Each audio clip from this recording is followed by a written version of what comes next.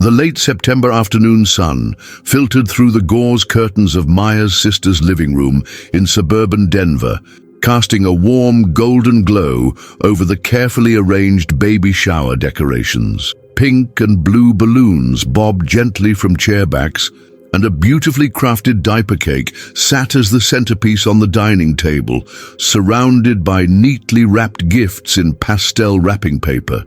Maya Rodriguez Chen adjusted her maternity dress for the 100th time, her hands unconsciously smoothing over her 7-month bump. At 32, this was her first pregnancy, and she had dreamed of this moment for years. The baby shower was supposed to be perfect, a celebration of the new life growing inside her, surrounded by the people she loved most. "Maya, honey, you look absolutely radiant." Her mother-in-law, Patricia Chen, approached with arms outstretched, enveloping Maya in a warm embrace that smelled of lavender perfume and home-baked cookies. "I can't believe we're going to be grandparents soon." Maya forced a smile, her eyes scanning the room for her husband. "Thank you, Patricia.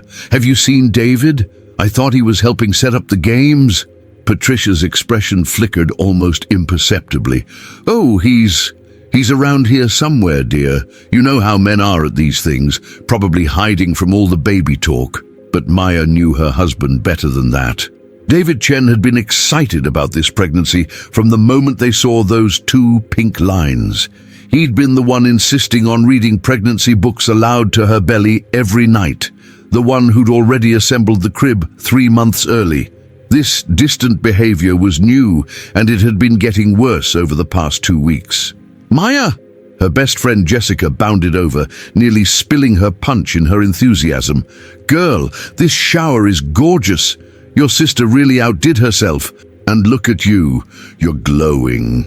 Maya hugged Jessica, grateful for the genuine warmth. "Thanks, Jess. It's a lot, you know? Overwhelming in the best way, right?" Jessica squeezed her hand. "Where's the daddy-to-be? I haven't gotten to congratulate him properly yet." Before Maya could answer, her sister Carmen clapped her hands together from across the room. "All right, everyone, time for games. Let's start with Guess the Baby Food. I've got some really tricky ones set up in the kitchen." The dozen women gathered began migrating toward the kitchen, chattering excitedly. Maya hung back, still searching for David. She finally spotted him on the back patio through the sliding glass doors, talking in hushed tones on his phone. His body language was tense, one hand running through his thick black hair, a nervous habit she'd known since they started dating 5 years ago.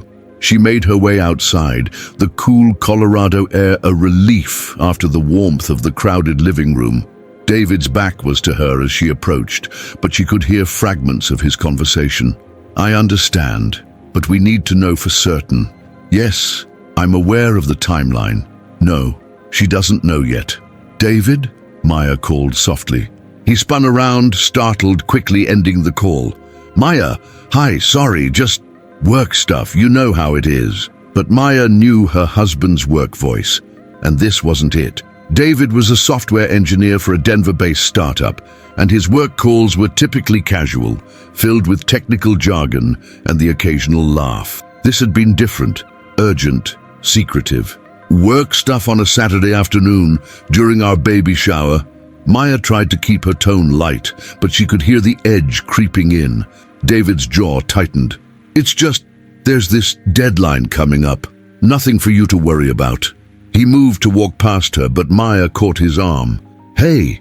She looked up into his dark brown eyes, searching for the warmth that had been missing lately. "Are you okay? You seem, I don't know, distant lately, especially today." For a moment, David's expression softened, and Maya thought she saw a flicker of the man who had proposed to her on a hiking trail in Rocky Mountain National Park just 2 years ago. But then his walls went back up.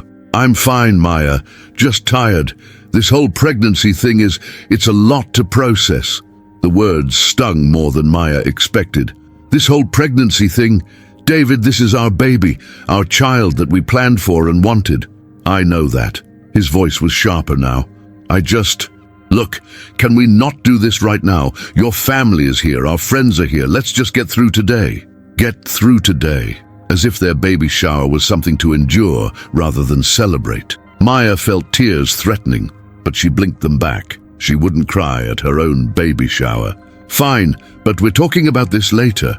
David nodded curtly and walked back into the house, leaving Maya alone on the patio with her growing anxiety and the distant sound of laughter from inside. The next hour passed in a blur of forced smiles and stilted conversation. Maya played the games, opened gifts, and posed for pictures, all while keeping one eye on her husband. David moved through the party like a ghost, polite but detached. He helped Carmen clean up in the kitchen, chatted with Maya's father about the Broncos season, even got into an animated discussion with Jessica's husband about cryptocurrency.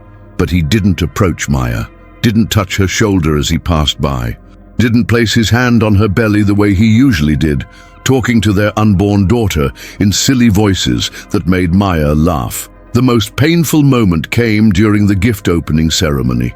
Maya sat in the designated chair, surrounded by presents as each guest presented their offering.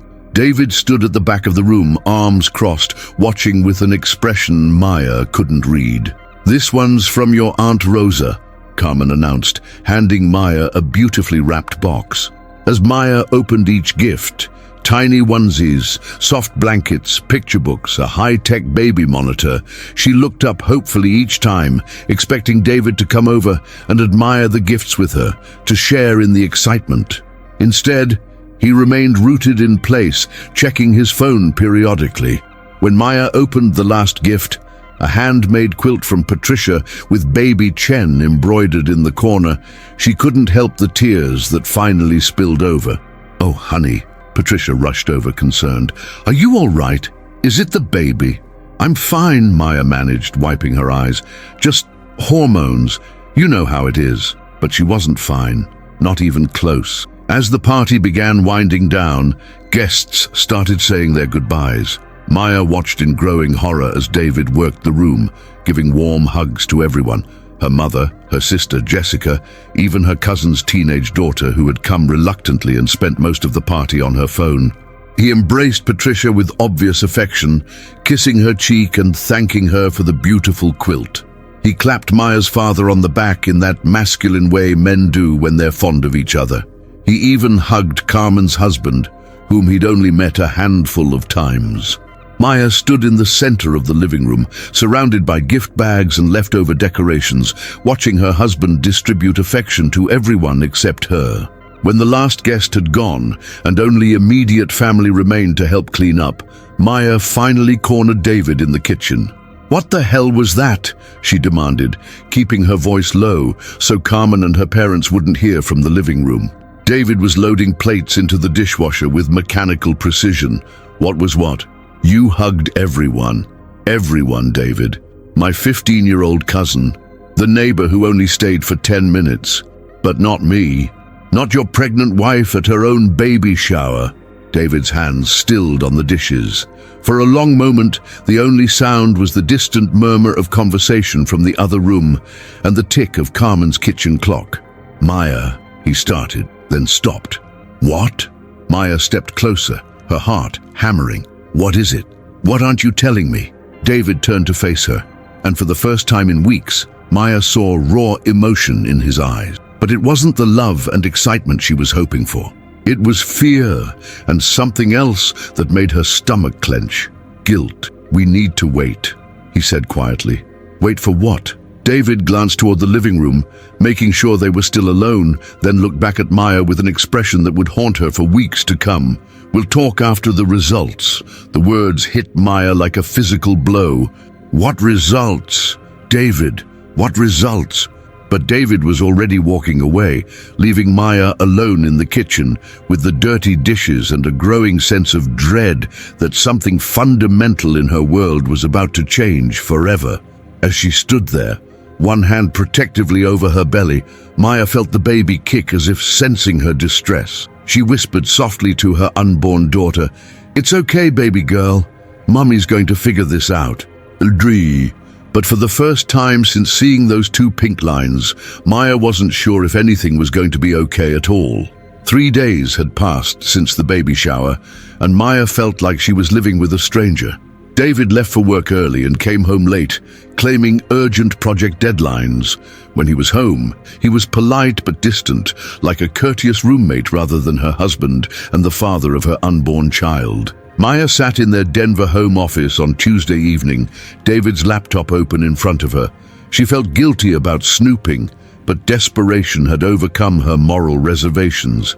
3 sleepless nights of wondering about the results had left her exhausted and paranoid.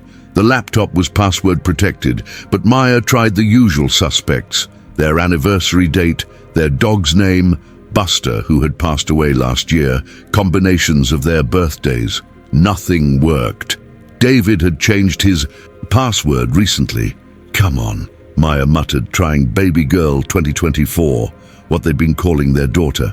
The screen remained locked. The sound of David's key in the front door made Maya slam the laptop shut and scramble back to the living room, grabbing a pregnancy book from the coffee table as camouflage.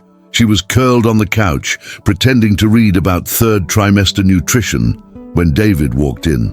"Hey," he said, setting his messenger bag by the door.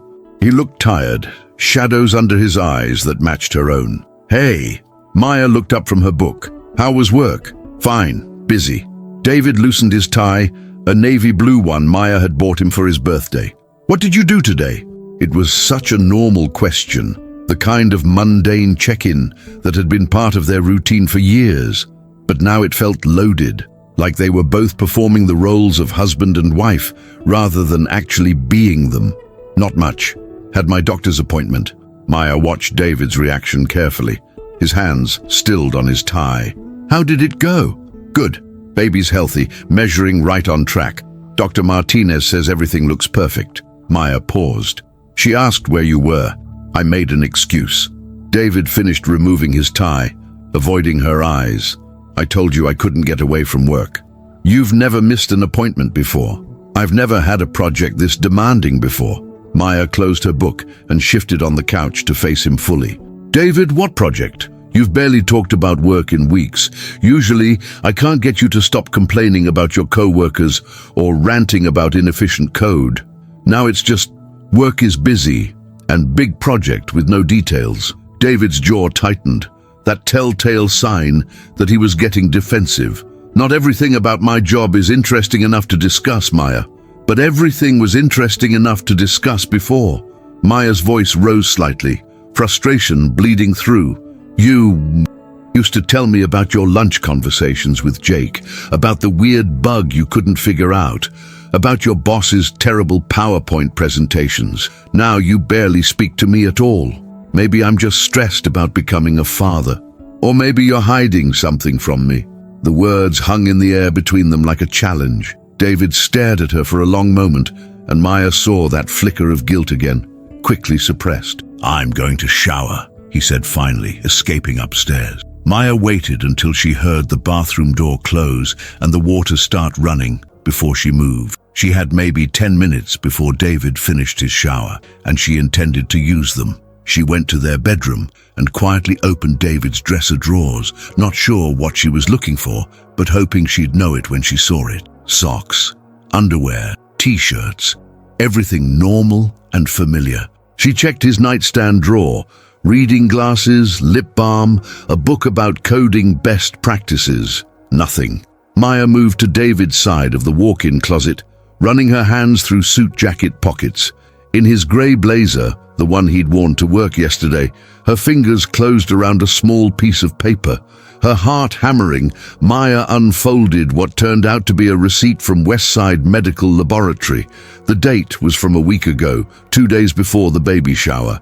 The service listed was Paternity Testing Express Results. Maya's legs gave out, and she sank onto the bedroom floor, staring at the receipt with growing horror. Paternity testing.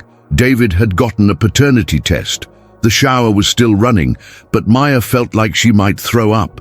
Her husband, the man who had been over the moon about their pregnancy, who had painted the nursery soft yellow because they wanted to be surprised about the gender, who had spent hours researching the safest car seats, thought their baby might not be his.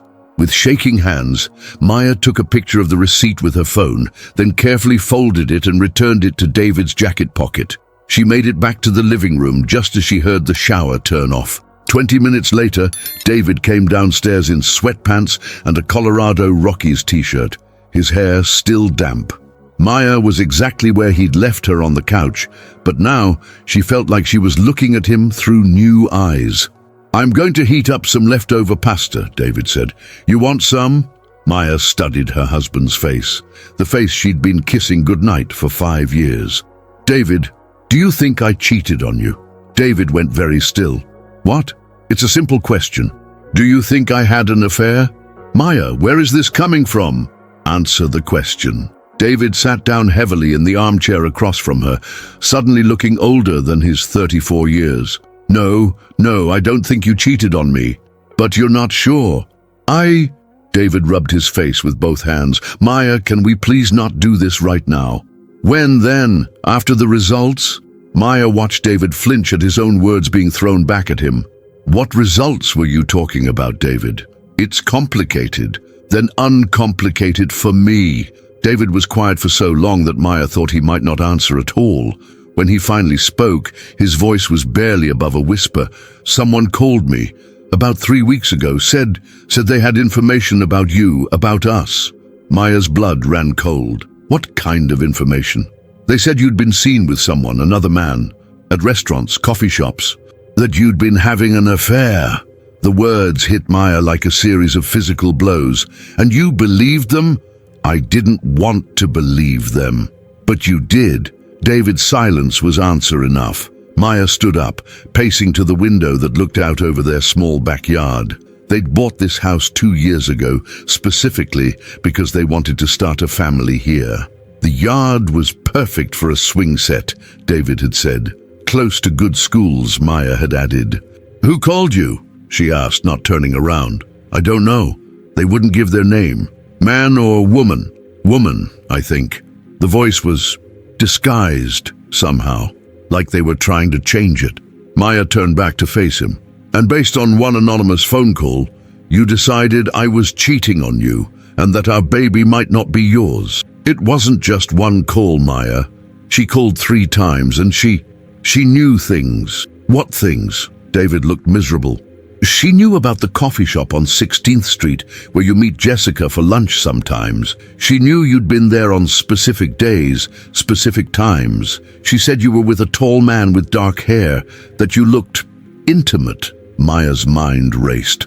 The coffee shop on 16th Street was indeed where she and Jessica met regularly, but Maya tried to remember if she'd been there with any men recently. Then it hit her. Oh my God. David, was one of the days she mentioned last Tuesday, around lunchtime? David nodded reluctantly. That was Jessica's brother. Marcus was in town for work, and Jessica asked if I minded if he joined us. He's going through a divorce, and Jessica thought it would be good for him to get out and socialize. Maya could hear her voice getting higher with indignation. He's tall with dark hair, yes, and we were talking about his kids and his custody battle. If someone took pictures without context, I suppose it could look intimate because he was upset and I was trying to be supportive. David's face went pale. Maya, what else did this person say? She mentioned the bookstore on Larimer Street. Said you were there with the same man, browsing books together, very cozy. Maya wanted to scream. That was also Marcus. Jessica asked me to help her pick out books for his kids. She wanted to send them a care package. We spent an hour in the children's section looking at chapter books for his 10-year-old daughter. And the restaurant on Colfax? Still Marcus! Maya was pacing now, her hands gesturing wildly. The 3 of us had dinner together because Jessica had to work late and didn't want to cancel on her brother. I have pictures on my phone from that night. Jessica is in half of them. David buried his face in his hands. Oh God, Maya, I'm so sorry. I didn't know. You didn't know because you didn't ask. Maya's voice cracked. You got anonymous phone calls from some stranger and decided I was having an affair instead of just talking to me, instead of trusting me. I was scared, David said quietly. I was terrified that I was going to lose you and the baby. So you got a paternity test. David's head snapped up. How did you... I found the receipt. Maya's voice was steady now, cold. Westside Medical Laboratory. Express results. When do they come in? Tomorrow. And were you planning to tell me, or were you just going to wait and see if the baby was yours before deciding whether to stick around? Maya, please. I know how this looks, but I was trying to protect us. I thought if I could just prove the baby was mine, then I could confront whoever was trying to mess with our marriage. By violating my privacy and betraying my trust, I took DNA from your hairbrush, David admitted miserably. I know how wrong that was. I knew it while I was doing it, but I was desperate. Maya stared at her husband, this man she thought she knew completely, and felt like she was seeing a stranger. Do you have any idea how this feels? To know that the person who's supposed to love and trust you more than anyone else in the world could believe you capable of such betrayal. Maya, I'm sorry. I'm so sorry. Sorry doesn't fix this, David. Maya headed toward the stairs. I'm going to bed. You can sleep in the guest room. Maya, please, don't. Maya turned back, tears streaming down her face. Just don't. I need time to think. As Maya climbed the stairs to their bedroom, her bedroom now, she heard David's quiet sobs from the living room. But her sympathy was overwhelmed by her anger and hurt. She locked the bedroom door and called Jessica. Hey girl, how are you feeling? Is the baby keeping you up again? Jess, Maya's voice broke. I need to ask you about your brother Marcus. Marcus? What about him? Through her tears, Maya explained everything. The anonymous calls, the paternity test, David's suspicions about her lunches and dinner with Marcus. Oh, honey, Jessica said when Maya finished. I'm so sorry. I had no idea someone was watching you, taking pictures or whatever. This is so messed up. Someone is deliberately trying to destroy my marriage, Maya said. But who? And why? I don't know, but we're going to figure it out, Jessica said firmly. Marcus is flying back to Seattle tomorrow, but I can call him tonight and ask if he noticed anyone following you guys or taking pictures. This is insane, Jess. I'm 7 months pregnant and someone is playing games with my life. We'll figure out who's doing this, Jessica repeated. And Maya, David was wrong to get that test without talking to you first, but people do crazy things when they're scared. Maybe there's a way to work through this. I don't know if I can forgive this, Maya whispered. You don't have to decide right now. Just get some sleep and we'll start investigating tomorrow. After Maya hung up, she lay in bed staring at the ceiling, one hand on her belly. The baby was active tonight, as if picking up on her mother's distress. I don't know what's going to happen, baby girl, Maya whispered, but I promise I'll protect you. And I'll find out who's trying to hurt our family. In the guest room down the hall, David was lying awake too, staring at his phone. The text message he'd received an hour ago was still on his screen. Results will be ready tomorrow. But that's not the only secret your wife is keeping. Ask her about the money. David had ignored previous texts from the same unknown number, but now he was wondering if he should have taken them more seriously. What money was the person talking about? And if they were wrong about the affair, were they wrong about everything else too? As the old house settled around them, both Maya and David lay awake in their separate rooms, each wondering if their marriage would survive the revelations that tomorrow would bring. Maya woke up to the sound of David's car pulling out of the driveway at 6:30 a.m. She'd barely slept, spending most of the night alternating between anger and heartbreak, her mind racing with questions about who could be targeting her marriage and why. She made coffee, decaf, as she had for months now, and sat at the kitchen table with her phone, trying to decide what to do next. David had left a note on the counter. Gone to get results. We need to talk. When I get home. I'm sorry, Maya. I love you. Too little. Too late, Maya thought, crumpling the note. Her phone buzzed with a text from Jessica. Marcus remembers a woman with short blonde hair who seemed to be at all the same places you guys went. She was always on her phone, like she was taking pictures or texting. He thought it was weird, but didn't want to mention it and sound paranoid. A woman with short blonde hair. Maya's mind immediately went to David's co-worker, Stephanie Walsh.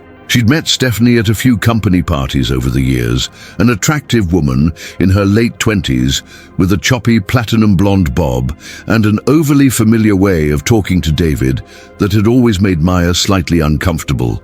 But Stephanie barely knew Maya, and Maya couldn't think of any reason why she'd want to destroy their marriage. Unless... Maya's stomach dropped as she remembered something from last year's Christmas party. She'd gone to the bathroom, and when she came back, she found Stephanie standing very close to David at the bar, her hand on his arm, laughing at something he'd said. When Stephanie saw Maya approaching, she'd stepped back quickly, but not before Maya caught the look of disappointment on her face. Had David noticed? Had something happened between them that Maya didn't know about?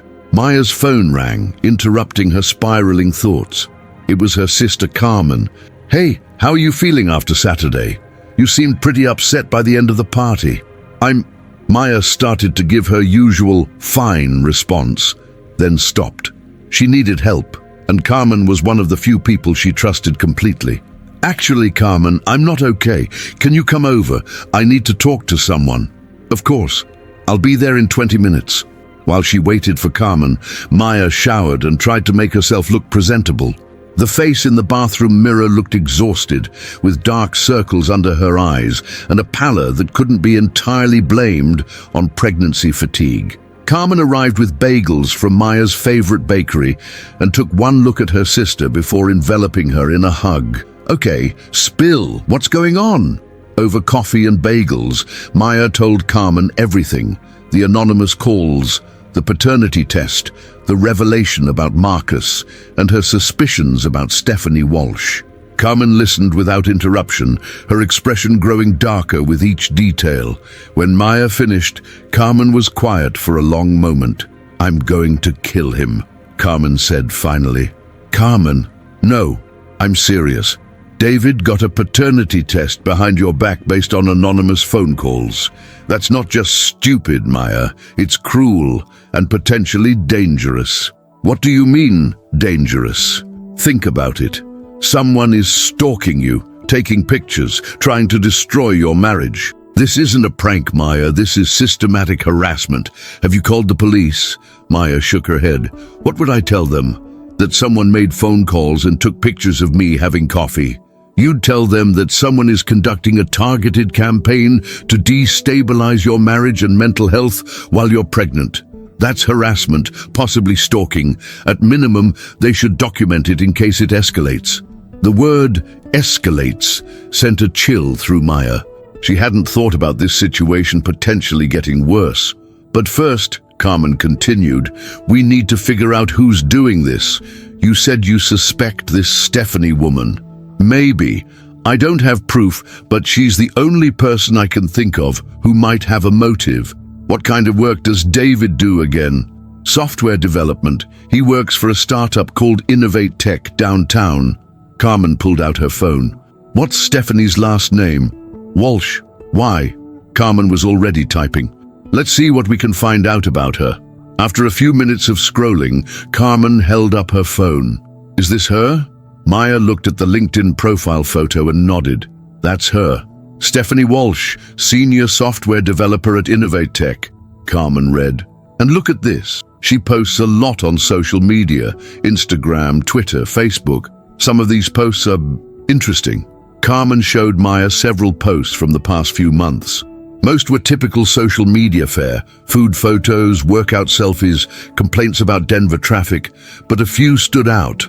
A post from 2 months ago. "Some people don't appreciate what they have until it's gone." Truth. Another from 6 weeks ago. "Watching people make mistakes they can't take back. Sometimes you just have to let karma do its work." And one from just last week. "The truth always comes out eventually." Just saying. These could be about anything, Maya said, but her unease was growing. Or they could be about your marriage. Carmen scrolled through more posts. "Look at this one from 3 months ago." The post was a photo of Stephanie at what looked like a work happy hour, standing next to David and several other co-workers. David was smiling at the camera, but Stephanie was looking at him with an expression that was unmistakably longing.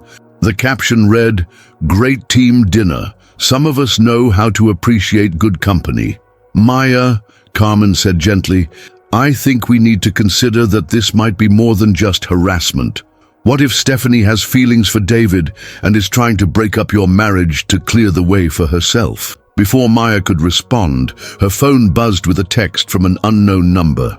"Ask your husband about the hotel room in Colorado Springs last month." Maya's hands shook as she showed the message to Carmen. "Oh, hell no," Carmen said, standing up. "We're going to David's office right now." "Carmen, I can't just show up at his work." "And yes, you can, and you will. Maya, someone is messing with your head, and they're using your husband to do it. You deserve answers, and you deserve them now." Maya's phone rang. David's name appeared on the screen. "Maya?" David's voice was strained when she answered. "The results are in." "And? The baby is mine. Of course she's mine. Maya, I'm so sorry. I know I messed up badly, but we need to talk." Maya interrupted. "Are you at work?" "Yes, but I can come home." "No, I'm coming there. We're doing this now, David. No more secrets, no more waiting." Maya hung up and looked at Carmen. "Let's go." The drive to downtown Denver took 25 minutes in morning traffic. Maya spent the time trying to prepare herself for whatever she might discover at David's office. Was her husband having an affair with Stephanie? Had something happened in Colorado Springs? How many lies had she been living with? Innovate Tech occupied 2 floors of a modern glass building near Union Station. Maya had been there several times for company parties and knew her way around. She signed in at the front desk, Carmen beside her for moral support, and took the elevator to the 7th floor. David was waiting by the elevator doors when they opened, looking haggard and anxious. His eyes went from Maya to Carmen and back again. "Maya, I'm glad you came, but maybe we should go somewhere private to talk." "Where's Stephanie Walsh?" Maya interrupted. David's face went pale. "What? Stephanie Walsh? Your co-worker? Where is she?" Why are you asking about Stephanie?" Carmen stepped forward. "Because we think she's the one who's been harassing Maya, making the anonymous calls, taking pictures, trying to destroy your marriage." "That's impossible," David said, but his voice lacked conviction. "Is it?" Maya pulled out her phone and showed David the latest text message. "What hotel room in Colorado Springs, David?" David stared at the phone, his face going from pale to gray. "Maya, I can explain." "Explain what?" "That you lied about cheating, that while you were accusing me of having an affair, you were having one yourself." "It wasn't an affair." David's voice cracked. "I swear to you, Maya, it wasn't what you think." "Then what was it?" David looked around the open office space, aware that his co-workers were starting to stare. "Please, can we go somewhere private?" Maya shook her head. "No more privacy. No more secrets. Tell me right here, right now, what happened in Colorado Springs." David closed his eyes, gathering himself. When he opened them, Maya saw resignation and shame. "There was a conference last month, a tech conference in Colorado Springs. Stephanie was supposed to go, but she got sick at the last minute, so I went alone." David's words came slowly, like each one hurt to say. "The first night, I was having dinner at the hotel restaurant, and this woman approached me. She said she'd noticed I was alone and asked if I wanted company." Maya's heart was hammering, but she forced herself to stay quiet and let him continue. "I said no, that I was married, but she was persistent. She bought me drinks, said she was recently divorced and just wanted someone to talk to. I know I should have left, but I was feeling lonely and stressed about the pregnancy, about becoming a father, and I let her keep buying drinks." "What happened, David?" "Nothing happened, Maya. I swear on our baby's life, nothing happened. But I was drunk, and she helped me back to my room, and..." David's voice broke. "She kissed me, in the hallway, outside my room. I pushed her away immediately and went inside, but someone could have seen it. Someone could have taken a picture." Maya felt like the world was tilting. Someone did take a picture. "What?" Carmen showed David her own phone, where she'd been doing research while he talked. "Stephanie Walsh checked into the same hotel in Colorado Springs on the same dates as your conference. According to her social media, she wasn't sick. She was there." David stared at the phone in disbelief. But she called in sick. She sent emails about how terrible she felt. She lied, Maya said. She followed you there, David. She orchestrated that whole thing, approaching you in the restaurant, getting you drunk, kissing you in the hallway. And then she took pictures or had someone else take pictures. But why would she? David stopped, understanding dawning on his face. Oh God, Stephanie's been in love with me for years. She's made comments, sent texts that were borderline inappropriate. I always thought she was just being friendly, but she's been planning this, Maya finished, trying to break us up so she could have you for herself. As if summoned by their conversation, Stephanie Walsh appeared around the corner, carrying a coffee cup and looking perfectly composed. When she saw Maya and Carmen, her step faltered slightly, but she quickly recovered. Maya, what a surprise! What brings you to our humble office? The casual tone, the innocent smile, it was masterful.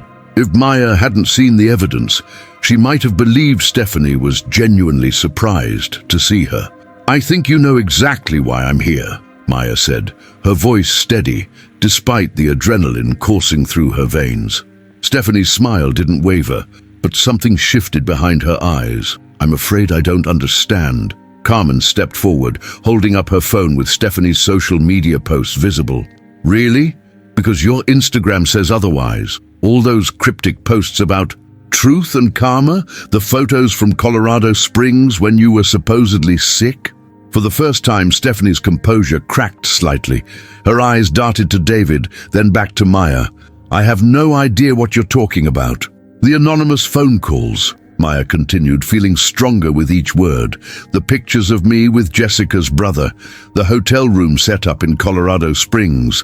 It was all you, wasn't it? Stephanie laughed, but it sounded forced.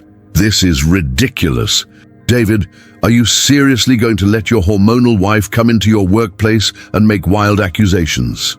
The casual cruelty of the comment, dismissing Maya as hormonal while standing just feet away from David, revealed more about Stephanie's true feelings than any confession could have. David's face hardened. Don't talk about my wife that way. Your wife who you thought was cheating on you? Stephanie's mask was slipping now, anger bleeding through her controlled facade. Your wife, who you trusted so little that you got a paternity test. The words hung in the air like a slap. Several of David's co-workers had stopped working entirely now, openly watching the confrontation unfold. How did you know about the paternity test? Maya asked quietly. Stephanie's eyes widened as she realized her mistake. I don't know what you're talking about. You just mentioned it, Carmen pointed out. David never told anyone at work about that. The only way you could know is if you were involved. Stephanie looked around the office, seeming to realize for the first time that they had an audience. Her carefully constructed lies were unraveling in front of her co-workers, her career, her life. This is harassment, she said, but her voice was weaker now. I'm calling HR. Go ahead, Maya said. I'm sure they'd be very interested to hear about your employee misconduct. Stalking a co-worker's wife, manipulating personal relationships, creating a hostile work environment. David was staring at Stephanie like he was seeing her for the first time. My God, Stephanie, how long have you been planning this? Planning what? But Stephanie's denials were increasingly hollow. You've been trying to destroy my marriage, David said, his voice growing stronger. You made Maya think I didn't trust her. You made me think she was cheating.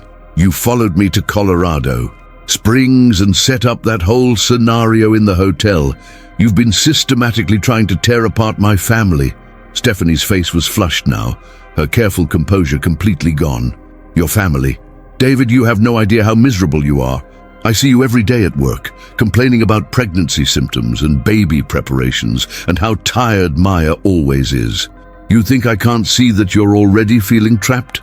That's not true, isn't it? Stephanie stepped closer to David, ignoring Maya and Carmen completely.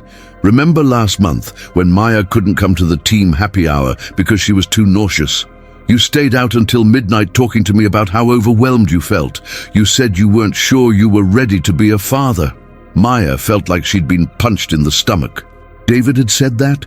While she was home sick with morning sickness, he was confiding his doubts to another woman.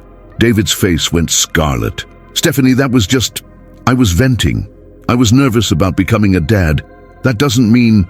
It means you have doubts, Stephanie pressed. It means part of you knows you're settling for a life you don't really want.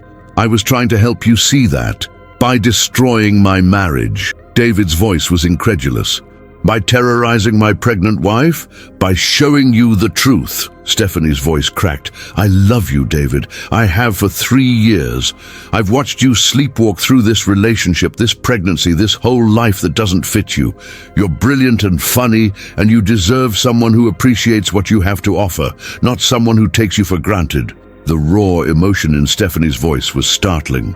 Whatever else she was, manipulative, cruel, destructive, her feelings for David were genuine. Maya felt tears starting, but she forced them back. She wouldn't cry in front of this woman who had nearly destroyed her family. David never belonged to you, Maya said quietly, and he never will. Stephanie whirled to face her, and for a moment Maya saw pure hatred in her eyes. He would have if you hadn't trapped him with a pregnancy. I didn't trap anyone. We planned this baby together. Did you? Or did you just stop taking birth control and tell him after the fact? Maya's blood ran cold. That accusation was so specific, so targeted. What are you talking about? Stephanie smiled, and it was ugly. Ask your husband about the night you accidentally forgot to take your pill 3 days in a row last year. Ask him about the conversation you had where you convinced him that getting pregnant wouldn't be the worst thing in the world, right before you had unprotected sex. Maya turned to David, horror growing in her chest. David, is that true? Did you tell her about that? David looked sick. Maya, I was drunk that night at the happy hour. I was talking about how we'd been trying to get pregnant, and I mentioned that sometimes the timing felt fast, and she asked questions, and I said too much. I didn't mean anything by it. You told her intimate details about our sex life and family planning. Maya's voice was rising now. You gave her ammunition to use against me. It wasn't like that. It was exactly like that, Stephanie interrupted triumphantly. He told me how you manipulated the situation to get pregnant faster than he was ready for, how you used sex to convince him when he tried to suggest waiting another year. Maya felt the room spinning around her. The conversation Stephanie was referencing had happened, but not the way she was describing it. Maya had forgotten her birth control for a few days due to a stressful work week, and when she told David, they'd had a long conversation about whether to use backup protection or just see what happened. They'd both agreed that while they weren't trying to get pregnant that month, they wouldn't be upset if it happened. The sex had been David's idea, not hers. But presented through Stephanie's twisted filter, their intimate conversation sounded calculating and manipulative. That's not how it happened, Maya said, but her voice sounded weak even to her own ears. Isn't it? Stephanie pressed. David, tell her what you told me. Tell her how you felt pressured to agree to trying for a baby before you were ready. David was looking back and forth between Maya and Stephanie, clearly realizing how his drunken confidences had been weaponized. Stephanie, stop. You're twisting everything I said. Am I? Or am I just repeating your exact words? The office had gone completely silent now. Even the phones seemed to have stopped ringing as David's co-workers witnessed the implosion of 3 lives in real time. Maya felt a sharp pain in her abdomen and gasped, one hand going to her belly. The stress of the confrontation, combined with her lack of sleep and food, was taking a physical toll. Maya? David was immediately at her side, his hand on her arm. Are you okay? Is it the baby? The concern in his voice was genuine, and for a moment Maya saw a flash of the man she'd fallen in love with. But then she remembered the paternity test, the secrets, the intimate details he'd shared with another woman. Don't touch me, she said, stepping back. Stephanie watched this exchange with satisfaction. See, even now she's using the pregnancy to manipulate you. Fake distress to get your attention and sympathy. Shut up, David snapped, turning on Stephanie with fury Maya had never seen from him before. Don't you ever suggest that Maya would fake a medical emergency. You've done enough damage. I've done damage? Stephanie's voice was shrill now. "I'm not the one who destroyed your trust in your marriage. I'm not the one who made you get a paternity test. You did that all by yourself because deep down, you know she's not right for you." "You're wrong," David said firmly. "I made terrible mistakes, but they were my mistakes. You manipulated me when I was vulnerable. You stalked my wife. You tried to destroy my family. I never want to see you again." "You don't mean that?" "I'm going to HR after this conversation to file a formal complaint," David continued. "I'm going to recommend that you be terminated immediately for harassment and creating a hostile work environment. And if you ever contact Maya or me again, I'm calling the police." Stephanie's face crumpled, the reality of her situation finally sinking in. Her career at Innovate Tech was over. Her relationship with David, whatever she thought it had been, was over. Her elaborate plan had backfired spectacularly. "You'll regret this," she said, but the fight had gone out of her voice. "When you're stuck in suburbia changing diapers and she's too tired for sex and your dreams of traveling and adventure are dead, you'll remember that I tried to save you."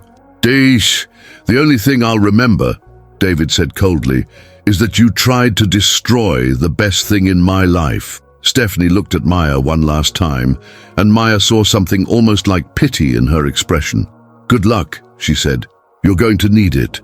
Then she walked away, leaving Maya and David standing in the middle of his office with their marriage in ruins and an audience of shocked co-workers. Carmen, who had been uncharacteristically quiet during the confrontation, finally spoke up. "We should go.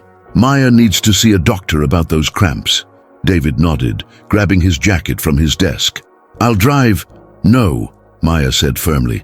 "Carmen will drive me. You need to deal with HR and the police report, and I need time to think." "Maya, please, can we talk about this? I know I messed up, but we can fix this, can we?" Maya looked at her husband, this man who had shared their intimate moments with another woman, who had believed anonymous accusations over her word, who had violated her trust in the most fundamental way. "I don't know if we can, David. I really don't know." As Carmen helped Maya toward the elevator, David called after them. "Maya, I love you. I love our baby. I'll do whatever it takes to fix this." Maya didn't turn around. She couldn't bear to see his face right now, couldn't trust herself not to break down completely in front of all these strangers. In the elevator, Carmen squeezed her hand. "You okay?" "No," Maya said honestly. "I'm not okay at all." As the elevator descended toward the lobby, Maya placed both hands on her belly and whispered to her unborn daughter, "I don't know what happens next, baby girl, but I promise you, whatever we decide, we're going to be okay. Just you and me." The doors opened onto the bright Denver afternoon, and Maya stepped out into an uncertain future, her marriage hanging by a thread and her heart broken into pieces. 2 weeks later, Maya sat in her lawyer's office in downtown Denver, staring at divorce papers she wasn't sure she wanted to sign. The October afternoon sun streamed through the floor-to-ceiling windows, casting long shadows across the polished conference table. "You don't have to decide today," her attorney Rebecca Chen, no relation to David despite the shared surname, said gently. "Colorado has a mandatory 91-day waiting period for divorce proceedings anyway. You have time to think." Maya rubbed her belly absently. At almost 8 months pregnant, every movement was becoming more difficult, but the baby's kicks were stronger than ever. It was as if her daughter was reminding her that whatever decision Maya made would affect both of their lives. "What happens if I don't sign?" Maya asked. "Then nothing changes immediately. You're still married, still entitled to make medical decisions for each other, still legally bound financially. The question is whether that's what you want." What Maya wanted seemed like an impossible question to answer. 2 weeks ago, she would have said she wanted her marriage to work, wanted her daughter to grow up in a loving home with both parents. Now she wasn't sure what love meant anymore. David had been trying to reach her constantly since the confrontation at his office. Text messages, phone calls, flowers delivered to her sister's house where she'd been staying. He'd fired Stephanie Walsh the same day and filed a police report for harassment and stalking. The police had taken Maya's statement and were investigating, though they'd warned her that prosecution might be difficult given the circumstantial nature of much of the evidence. "There's something else we need to discuss," Rebecca said, pulling out another set of documents. "Stephanie Walsh violated a restraining order yesterday." Maya's blood ran cold. "What restraining order?" "The one your husband filed on your behalf 3 days ago. Apparently, she showed up at your house yesterday afternoon while he was there packing some clothes." Maya's hands shook as she reached for the police report Rebecca handed her. According to the document, Stephanie had appeared at Maya and David's house while David was collecting belongings he'd need for his temporary apartment. She'd tried to convince him that Maya would never forgive him and that they could start fresh together somewhere else. David had called 911 immediately, and Stephanie had been arrested for violating the restraining order. She was currently in custody awaiting a bail hearing. "I didn't even know he'd filed a restraining order," Maya said. "He was trying to protect you. According to this, he's been documenting everything. The original harassment, her behavior at the office, subsequent contact attempts. He's building a comprehensive case to ensure she can't bother you again." Maya felt a complex mix of emotions. Gratitude that David was taking steps to protect her, but also anger that once again major decisions affecting her life were being made without her input.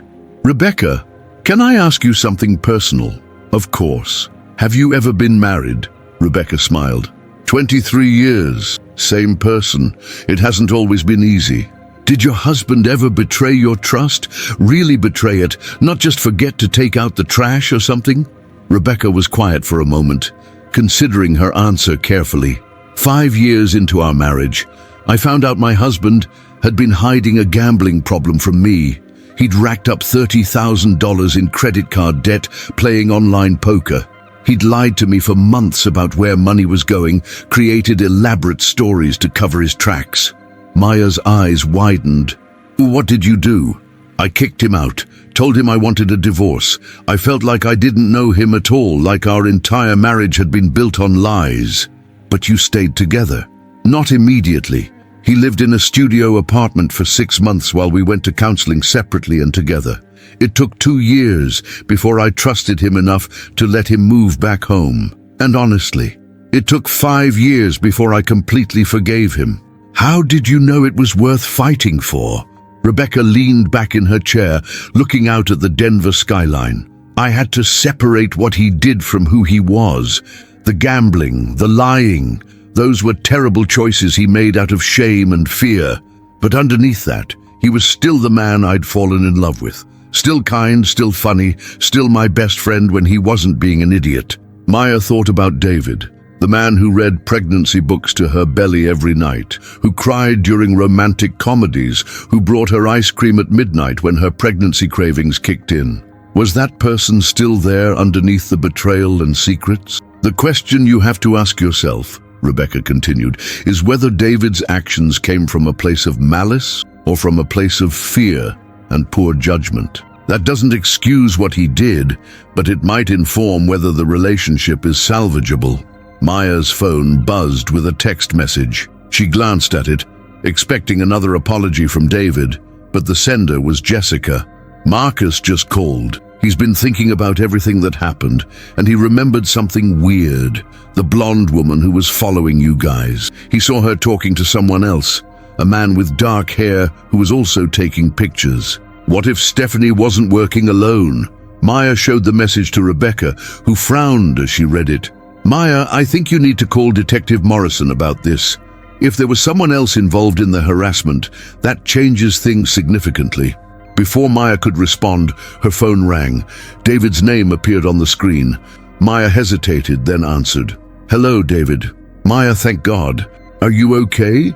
I heard about Stephanie violating the restraining order, and I wanted to make sure you knew she was in custody. Rebecca told me. David, Jessica's brother, thinks Stephanie might have had help. Someone else who was taking pictures." There was silence on the other end of the line. "Maya, I think I know who that might have been." "What do you mean?" "Stephanie's ex-boyfriend, a guy named Marcus. Not your friend's brother, a different Marcus. Marcus Rivera. He works in IT security, specializes in surveillance and data recovery. Stephanie mentioned him a few times at work, said they'd had a messy breakup, but stayed in touch. Maya felt a chill run down her spine. David, you need to call Detective Morrison right now. This wasn't just about Stephanie being obsessed with you. This was a coordinated campaign. I'm already on my way to the police station. Maya, I know you're angry with me, and you have every right to be. But please be careful. If there's someone else involved, someone with actual technical skills, I'm safe. I'm at my lawyer's office and Carmen is picking me up in an hour. Good. Maya? David's voice was softer now. I know I don't deserve to ask this, but are you filing for divorce today? Maya looked at the unsigned papers in front of her. I don't know yet. I love you. I know I've done a terrible job of showing it lately, but I love you and our daughter more than anything in the world. I would do anything to earn your trust back. David, Maya's voice caught. Love isn't enough. Trust is everything in a marriage, and I don't know how to trust you again. Then let me show you. However long it takes, let me show you. After Maya hung up, she sat quietly with Rebecca for several minutes, processing everything that had happened. Rebecca, if I don't sign these papers today, what would you recommend as next steps? Couples counseling, individual therapy for both of you, and very clear boundaries while you figure things out. If you decide to try to rebuild the marriage, it needs to be on new terms with complete transparency. Maya thought about her daughter, who would be born in less than 2 months. She thought about the nursery David had painted, the crib he'd assembled, the mobile he'd hung featuring little planets and stars because he wanted their daughter to dream big. She thought about the man who had betrayed her trust, but also the man who had filed a restraining order to protect her, who was at the police station right now, making sure she was safe. I'm not signing today, Maya said finally, but I'm not moving back home either. Not yet, Rebecca nodded. What do you want to do? I want David to prove that the man I fell in love with is still in there somewhere, and I want to go to counseling to figure out if I can forgive him. But if he lies to me again, even once, or if I find out there's anything else he's hiding, then we're done. Completely and permanently done. That sounds like a reasonable plan. Should I call David and let him know your decision? Maya shook her head. I'll tell him myself, but not today. Today I just want to go home to Carmen's house and rest. That evening, Maya sat in Carmen's guest room, writing in the journal she'd started keeping since the baby shower disaster. She found that putting her thoughts on paper helped her process the emotional chaos of the past few weeks. October 15th, 32 weeks pregnant. I didn't sign the divorce papers today. I'm not sure if that makes me strong or stupid. Maybe both. Detective Morrison called this afternoon. They arrested Marcus Rivera at his apartment. His computer was full of photos of me, pictures I never knew were being taken. Pictures of me at the grocery store, at doctor's appointments, walking Buster in the park last year before he died. This has been going on for months longer than we thought. Turns out, Stephanie hired Marcus to conduct surveillance on me after she became fixated on David. She paid him $5,000 to document my daily routine and look for anything she could use to break up our marriage. When they didn't find evidence of actual cheating, they decided to manufacture it using Jessica's brother as an unwitting prop. The whole thing is so sick and twisted that I can barely wrap my head around it. 2 people spent months plotting to destroy my marriage and terrorize me while I was pregnant. Why? Because Stephanie convinced herself that David would be happier with her. But here's what I keep coming back to. None of their manipulation would have worked if David had just talked to me. If he'd trusted me enough to say, someone called me with accusations about you, and I know they're probably lies, but I'm scared and need reassurance. We could have figured it out together. Instead, he let his fear override his trust in me. He let a stranger's voice carry more weight than 5 years of marriage, and that's the part I don't know how to forgive. Carmen thinks I should give him another chance. Mom thinks I should focus on the baby and not worry about David right now. Jessica thinks I should trust my gut, whatever that tells me. But my gut is all over the place. Sometimes I miss him so much I can barely breathe. Other times I'm so angry I want to scream. And sometimes I'm just scared of being a single mother, scared of raising a daughter who will ask why Daddy doesn't live with us anymore. The baby's been kicking more lately, especially at night. It's like she knows something's wrong. I talk to her sometimes, tell her that whatever happens, I'll make sure she's loved and safe. That's all I can promise right now. David texted tonight, asking if he could come to my next doctor's appointment. Part of me wants to say yes. Part of me thinks he's lost the right to be there. I have 3 days to decide. I wish I knew what the right answer was. I wish there was a clear path forward. But maybe the uncertainty is part of healing. Maybe I need to sit with the not knowing for a while before I can figure out what comes next. Maya closed the journal and placed it on the nightstand. Tomorrow, she would call Dr. Martinez's office and decide whether David could attend her 33-week checkup. Tomorrow, she would start researching marriage counselors and individual therapists. But tonight, she just wanted to rest and feel her daughter moving inside her, reminding her that whatever else happened, something beautiful was coming out of all this pain. 3 weeks later, Maya went into labor at 2:47 a.m. on a snowy November morning. Carmen drove her to the hospital while Maya texted David from the passenger seat, "It's time. Come to Presbyterian if you want to meet your daughter." David arrived 20 minutes later, still in pajama pants and a Denver Broncos sweatshirt, his hair sticking up at odd angles. He found Maya in the delivery room, already hooked up to monitors and breathing through contractions. "You came," Maya said when she saw him. "You asked me to." David approached the bed cautiously, as if Maya might change her mind and send him away. "How are you feeling?" "Like I'm about to push a bowling ball out of my body," Maya said, then laughed despite the pain. It was the first time she'd laughed in front of David in over a month. Dr. Martinez checked Maya's progress and announced that they were still several hours away from delivery. "First, babies like to take their time," she said with a smile. David sat in the chair beside Maya's bed, and for the first time since the baby shower, they talked. Really talked about their fears and hopes for their daughter, about the names they'd chosen, about how much their lives were about to change. "I've been going to therapy," David said during a lull between contractions. "Individual sessions twice a week. Dr. Peterson is helping me understand why I let fear override my trust in you." "What have you learned?" Maya asked.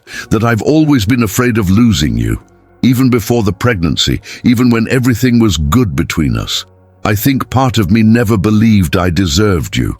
So when someone suggested you might be cheating, it confirmed what I was already afraid of." Maya considered this. "David, you need to know that if we're going to try to work things out, you can't protect me from your fears by making unilateral decisions. Marriage has to be a partnership, especially when things get difficult."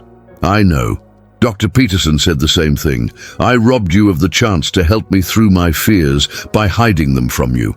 Another contraction hit, stronger than the previous ones, and David instinctively reached for Maya's hand. She squeezed back, surprised by how natural it felt.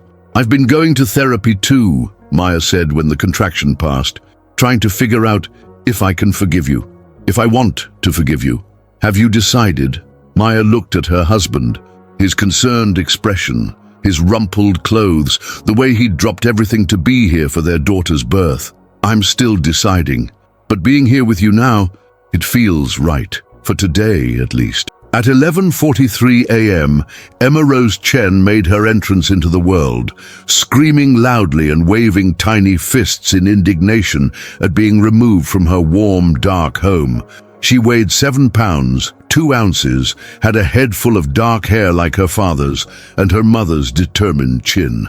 David cried when Dr. Martinez placed Emma on Maya's chest for the first time. "She's perfect," he whispered, touching one tiny hand with his finger. "She's absolutely perfect." "Hi, baby girl," Maya murmured, tears streaming down her face. "We've been waiting so long to meet you." For the next hour, Maya and David existed in a bubble of new parent wonder, taking turns holding Emma, marveling over her tiny features, laughing when she gripped David's finger with surprising strength. "She has your nose," David said, studying their daughter's face intently. "And your stubborn streak, I bet," Maya replied, watching Emma root around determinedly for food. It was only later, after Emma had nursed successfully and fallen asleep, that reality crept back in. Maya and David were parents now, but they still weren't sure if they were going to be partners. "Maya," David said softly, "I know we have a lot to figure out still, but thank you for letting me be here today. Thank you for letting me be part of this." "You're her father," Maya said simply. "Whatever happens between us, you'll always be her father." "And you'll always be the love of my life," David replied, "even if I've done a terrible job of showing it." Maya looked down at Emma, sleeping peacefully in her arms, then back at David. "We're going to need rules if we're going to try this again. Complete transparency, couples counseling every week, and if you ever make a major decision about our family without talking to me first, I'm done. No second chances." "I understand. I agree to all of that. I'm not ready to move back home yet. Emma and I will stay with Carmen for a few more weeks while we start counseling. But you can visit every day. You can be part of her routine from the beginning." David nodded, hope creeping into his expression for the first time in weeks. "Does this mean—" "It means we're going to try," Maya said carefully. "I'm not promising it will work. I'm not promising I can fully forgive you, but I'm willing to try, for Emma and for us." David leaned over and kissed Maya's forehead gently. "That's all I can ask for. That's more than I deserve." "David? Yeah? Don't make me regret this decision." "I won't. I promise you, Maya, I will spend the rest of my life making sure you never regret giving me this chance." As snow continued to fall outside the hospital window, Maya held her newborn daughter and looked at her husband, the man who had broken her trust but was fighting to earn it back. She didn't know what their future held, but for the first time in 2 months, she felt hopeful that they might find their way back to each other. Emma stirred in her arms and opened her eyes, looking up at her parents with that unfocused newborn gaze that somehow seemed to see everything. Maya smiled down at her daughter and whispered, "Welcome to the world, baby girl. We're going to figure this out together." Epilogue. 6 months later, Maya stood in the kitchen of their Denver home, Emma balanced on her hip while she stirred pasta sauce with her free hand. At 6 months old, Emma was a happy, alert baby with David's dark eyes and Maya's expressive eyebrows. She babbled constantly, as if she had important opinions about everything happening around her. "Mama, mama, mama," Emma chattered, grabbing for the wooden spoon. "Yes, baby. Mama's making dinner," Maya replied, kissing the top of Emma's head. "And Daddy will be home soon." It had taken 4 months of intensive couples counseling before Maya felt ready to move back home. 4 months of weekly sessions with Dr. Sarah Williams, a no-nonsense therapist who had forced both Maya and David to confront uncomfortable truths about their relationship. Maya had learned that her tendency to internalize problems rather than discussing them had contributed to David's feeling shut out, especially during the pregnancy when she was dealing with anxiety about becoming a mother.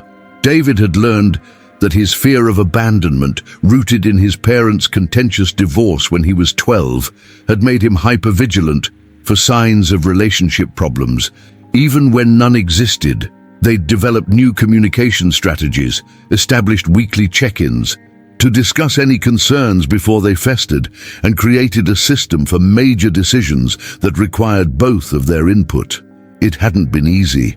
There were setbacks, arguments, and moments when Maya wondered if she was making a mistake. But gradually, trust had begun to rebuild. The sound of David's key in the door was followed by Emma's excited squealing. She knew the sound of her daddy coming home.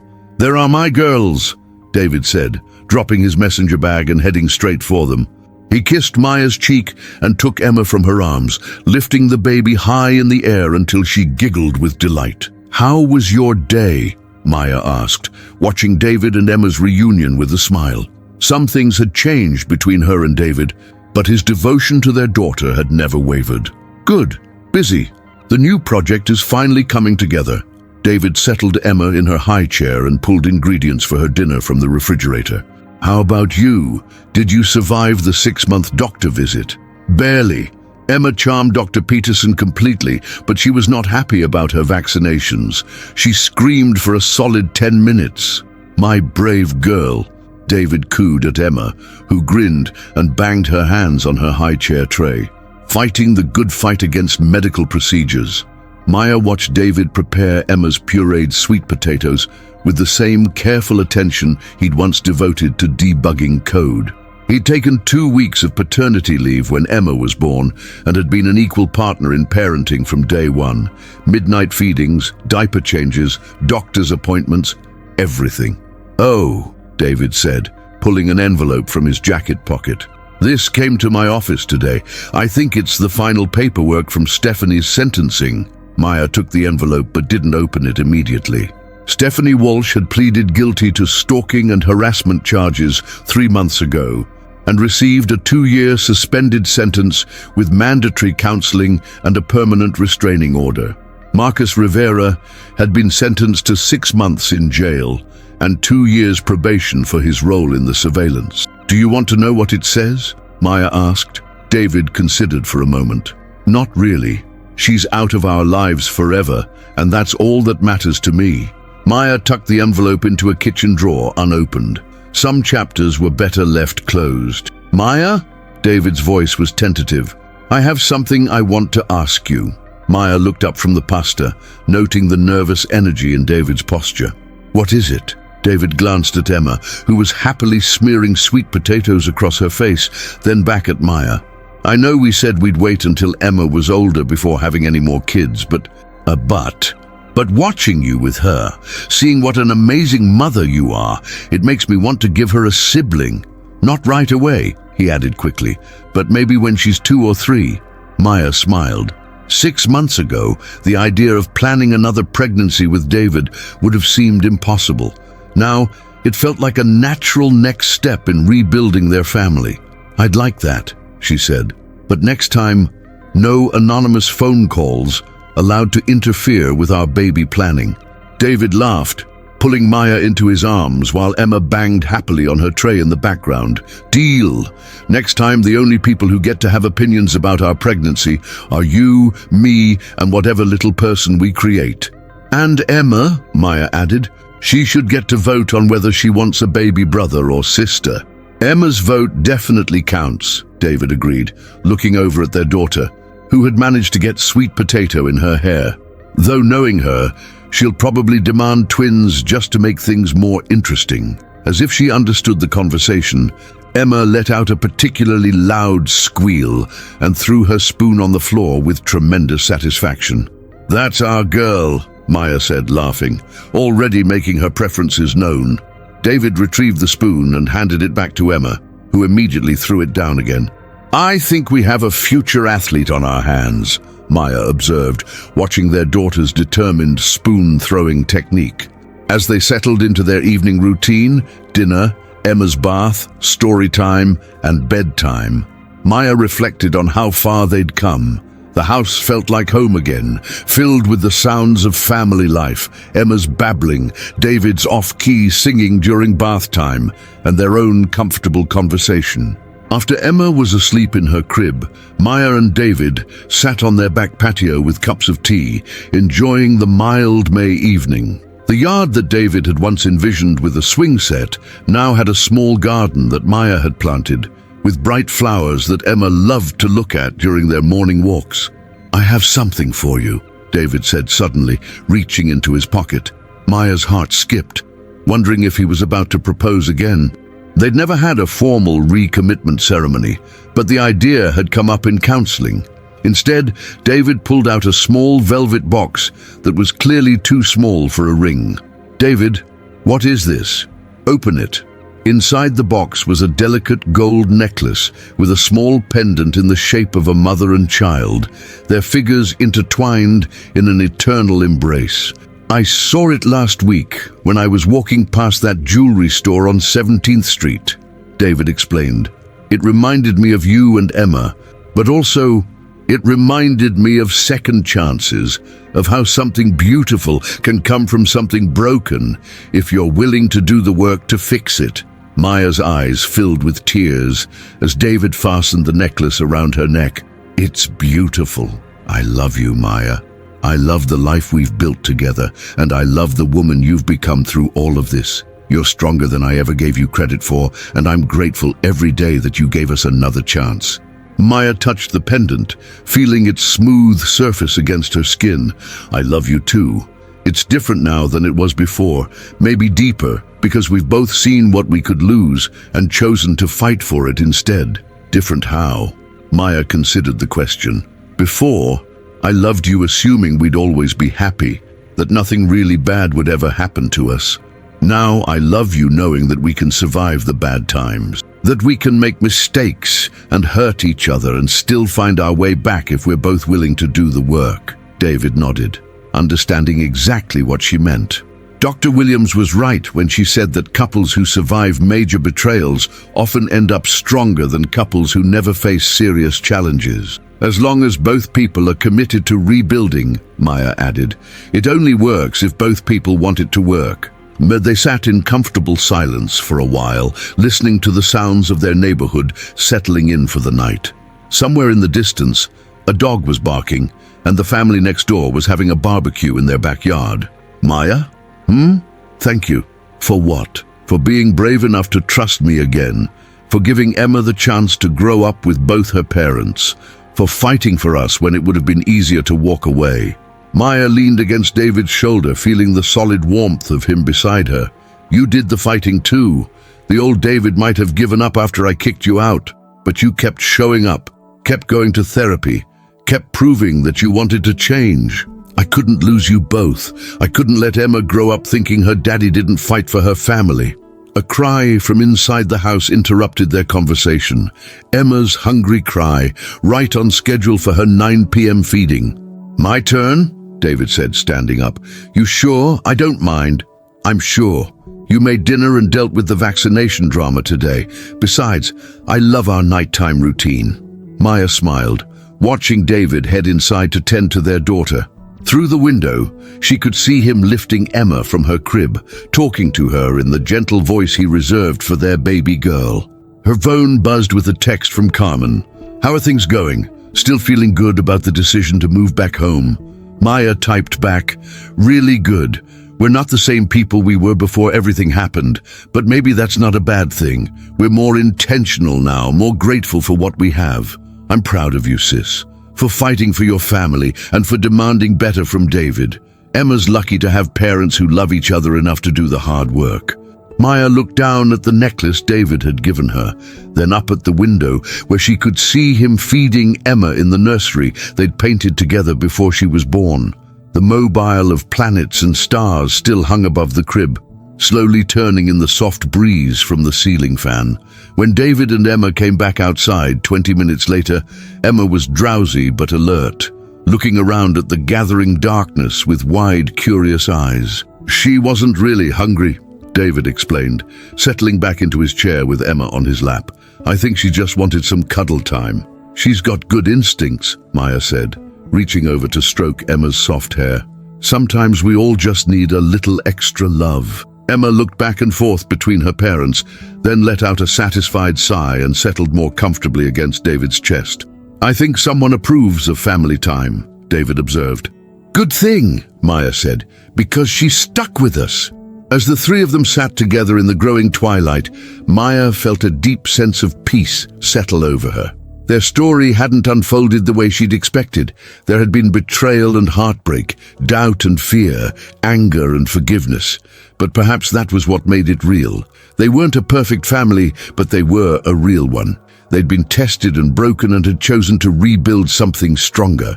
Emma would grow up knowing that love wasn't just a feeling, it was a choice you made every day, especially when things got difficult. What are you thinking about? David asked, noticing Maya's contemplative expression. Just all of this. A year ago, I thought I knew exactly what our life would look like. Perfect marriage, perfect pregnancy, perfect little family. Now I realize that perfect isn't really the goal. What is the goal? Maya looked at Emma, now fast asleep in David's arms, completely trusting and content. Real is the goal. Honest is the goal. Love that can survive mistakes and grow stronger because of them. David nodded, pressing a gentle kiss to the top of Emma's head. I think we're getting there. Yeah, Maya agreed, her hand finding David's free hand and intertwining their fingers. I think we are. Above them, the first stars were beginning to appear in the darkening Colorado sky, and inside their house, the life they'd fought to preserve and rebuild waited for them, imperfect, honest, and wholly their own. 6 months from that night, Maya would discover she was pregnant again, and this time there would be no anonymous phone calls, no secrets, no tests. Just two people who had learned how to trust each other completely, preparing to welcome another child into a family that had been tested by fire and emerged stronger. But that story was still to come. Tonight, there was just this: a man, a woman, and their baby daughter, sitting together on their back patio under the stars, holding on to each other and the love they'd fought so hard to keep. It was enough. It was everything.